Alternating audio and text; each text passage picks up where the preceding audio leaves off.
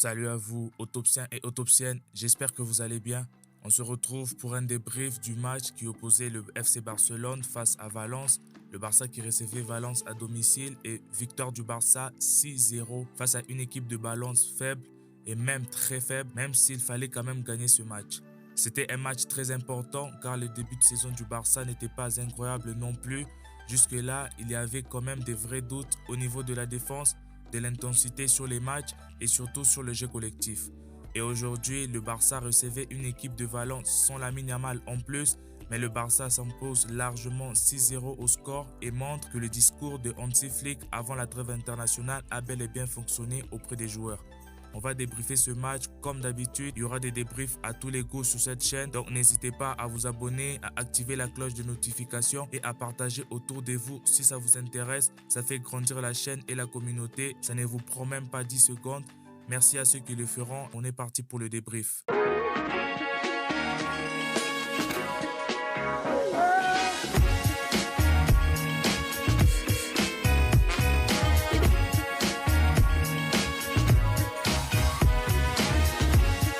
On va commencer par le 11 de départ. Comme d'habitude, le Barça a affronté Valence avec d'énormes absents. Mais malgré ça, Hansi Flick a su bricoler et monter une équipe pour jouer face à cette équipe de Valence. Il y avait Yohan Garcia dans le but, Pau Cubarsí, Eric Garcia en défense centrale, Jules Koundé et Gérard Martin sur les côtés de la défense.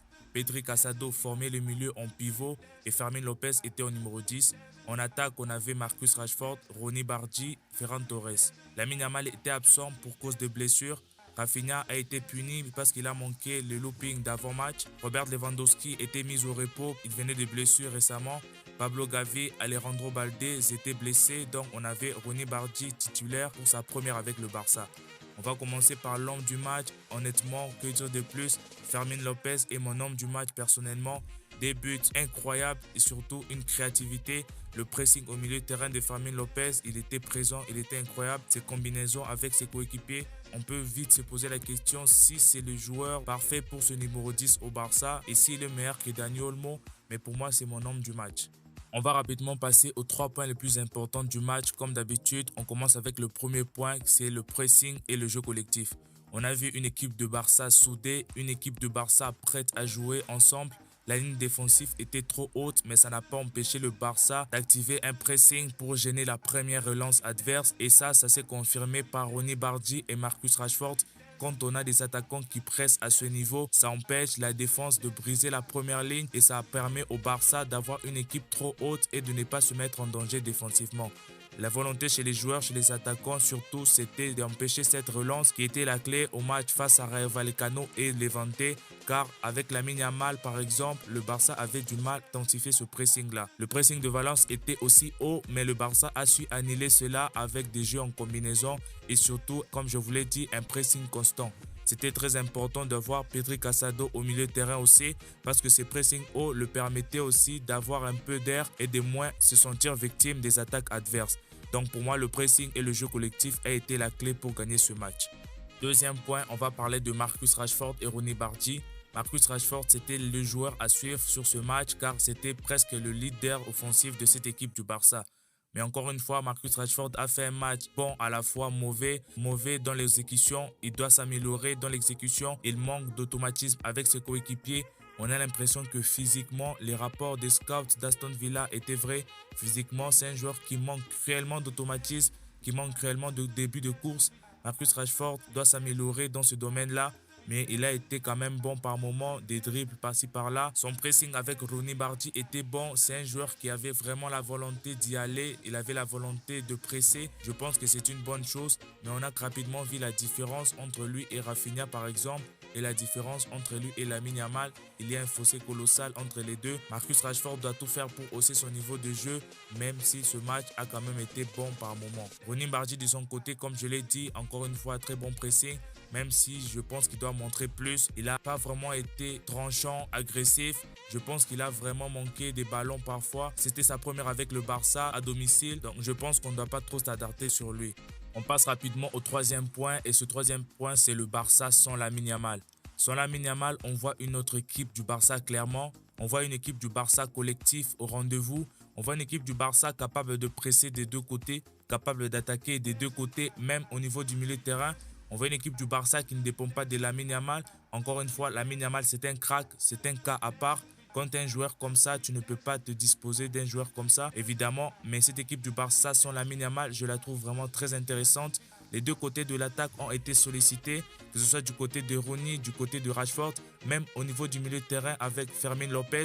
On voit une équipe du Barça imprévisible en attaque et ça, je pense que c'est un point très important à noter, même lors du retour de Lamine Yamal. Quand cette équipe du Barça joue aussi bon collectivement, je pense qu'il y a vraiment des vrais trucs à faire par rapport à voir toujours les mêmes actions avec Lamine Yamal, toujours le même joueur qui doit attaquer. Je pense qu'on doit avoir une équipe capable d'attaquer de deux côtés. Et sur Lamine Yamal, c'est très important d'avoir une équipe du Barça comme ça. Je trouve que même si Lamine Yamal n'était pas là, on avait des questions à se poser, des questions légitimes. Et ce match a montré que même sans Lamine Yamal et surtout avec une équipe du Barça collectif, le Barça est capable de faire très mal à son adversaire. On va désormais passer au top et flop de ce match et on commence rapidement avec le premier top. Évidemment, Pedri González. Comme d'habitude, incroyable au milieu de terrain. Ses passes clés, oh là là là là, dévastatrice honnêtement. Qu'il puisse y avoir tous les absents, mais qu'il n'y ait pas Pedri comme absent, honnêtement, le Barça a besoin de ce joueur-là encore une fois. Jules Koundé est aussi au top de ce match. Il retrouve sa place de titulaire depuis un certain moment. La trêve internationale a été bénéfique pour lui. Il a pu jouer avec l'équipe de France aussi. On a retrouvé un Jules Koundé solide et surtout à son meilleur niveau et ça fait plaisir. En troisième top, on a aussi Eric Garcia. Son début de saison, je ne sais pas vous, mais il est incroyable. Je le vois comme un pompier. Je pense qu'il peut tout faire, Eric Garcia. Tu le mets sur les côtés, il va dépanner. Tu le mets en défense, c'est son poste de prédilection. Tu le mets en numéro 6 et même au milieu de terrain, je pense que Eric Garcia fera le taf. Honnêtement, son début de saison, il est solide. En quatrième top, on a Robert Lewandowski. Son entrée, honnêtement, c'est ce joueur qu'il nous faut. L'efficacité, Robert Lewandowski est de retour de blessure. Hansi Flick ne voulait prendre aucun risque et on a vu l'importance d'un joueur comme Lewandowski. Comme je l'ai dit, le pressing de Valence était trop haut. Le Barça manquait un numéro 9, donc Valence n'avait pas à se soucier de ce cas-là. On a vu la différence entre un vrai numéro 9 et un joueur bon en numéro 9 comme Ferran Torres. Lewandowski, c'est un tueur, 2 occasions, 2 buts et on aime ce Lewandowski là. Et le cinquième top de ce match, c'est évidemment Rafinha. Quel match de Rafinha! 45 minutes seulement, pareil que Ronny Bardi, mais on voit rapidement la différence et le fossé qu'il y a entre ces deux joueurs. Évidemment, je ne compare pas Bardi à Rafinha. Rafinha vient de sortir d'une saison exceptionnelle, une saison de Ballon d'Or. Et cette saison, il est reparti pour nous refaire encore la même. Rafinha, son entrée a été décisive, 2 occasions, 2 buts. Il a répondu sur le terrain malgré que Hansi Flick l'avait puni. Évidemment, la punition a été méritée, mais il n'a pas tenu compte de tout ça avec son brassard de capitaine. Rafinha a répondu présent et ça fait vraiment plaisir. On va terminer avec les flops de ce match. Il n'y en a pas beaucoup évidemment. Le Barça s'impose quand même 6-0 face à une équipe de Valence faible. Il n'y avait pas beaucoup de flops évidemment. Le premier flop de ce match, à mon avis, c'était Ferran Torres. Des occasions manquées qui pouvaient coûter cher au Barça. On a déjà vu ça face à Vallecano, c'était la même. Des occasions manquées qui a évidemment coûté la victoire au Barça. Et surtout, l'ironie du sort, le Robert Lewandowski marque un but. Le but est similaire à l'occasion manquée par Ferran Torres en première mi-temps. Évidemment, ça montre le fossé et la différence entre un vrai numéro 9. Même si Ferran Torres, évidemment, on l'adore. C'est un joueur qui dépanne extrêmement bien dans cette équipe du Barça.